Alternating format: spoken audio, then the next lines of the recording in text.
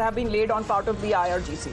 Let's in the meantime also talk about, Iran, which has announced that it will begin charging maritime service fees on ships sailing through the Strait of Hormuz. Now, this is exactly in contradiction to what Vice President and the President have been saying, that the Strait of Hormuz would be open and toll-free as it was before. And Iran is now considering, because in the way that the Strait of Hormuz has been weaponized and effectively by the Iranian side, Mayank, charging maritime service fees on ships that are sailing through the Strait of Hormuz.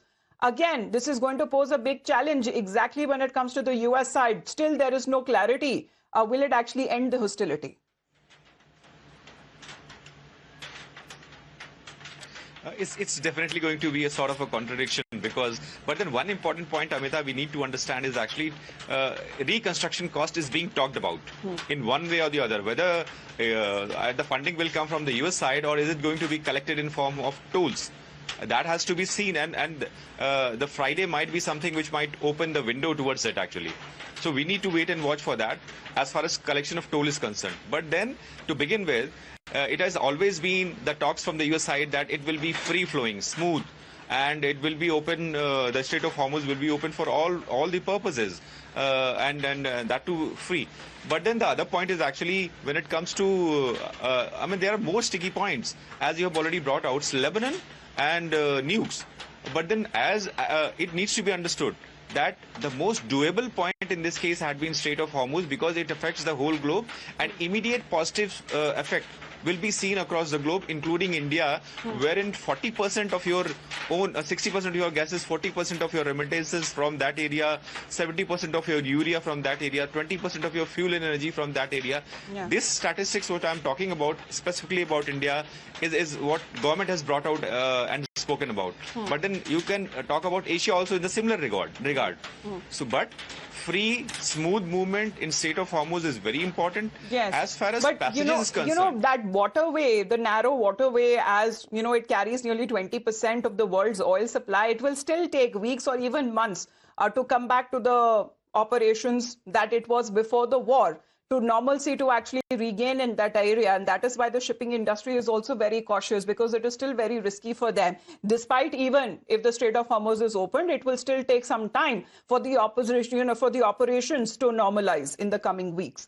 But what President Trump has been saying, because this is important to enjoy, because here he seems to be contradicting his own vice president. So let's in fact tell you about this breaking update, because President Trump here seems to be pushing back on the reports that the administration is considering nearly $300 billion US fund for Iran as part of the agreement to end the war.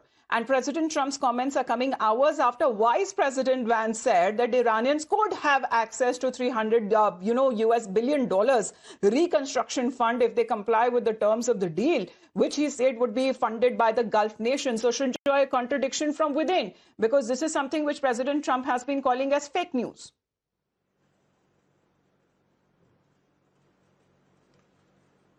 It's hard to believe that President Trump would want to be General George Marshall, and there would be a Marshall Plan, American funded, for Iran. Basically, if you think about it, you tried to bomb Iran into the Stone Age. You tried and you said that, well, after tomorrow or tonight, this will be the end of civilization. Now that you bombed Iran or tried to bomb Iran into the Stone Age, now, are you going to build what you destroyed? And with your money? That's the question that is before President Donald Trump. And does anyone believe that America will fund this? That's one option. Even the Vice President did not say America will fund it. He said Iran will have access to $300 billion. Now, there's a difference in that. No, but why will the Gulf nations also pay? I mean, they too have been at the receiving end of Iranian counterstrikes. Shunjoy, a quick comment. First of all, Iran hit Kuwait, Qatar, UAE, Saudi Arabia, all these countries.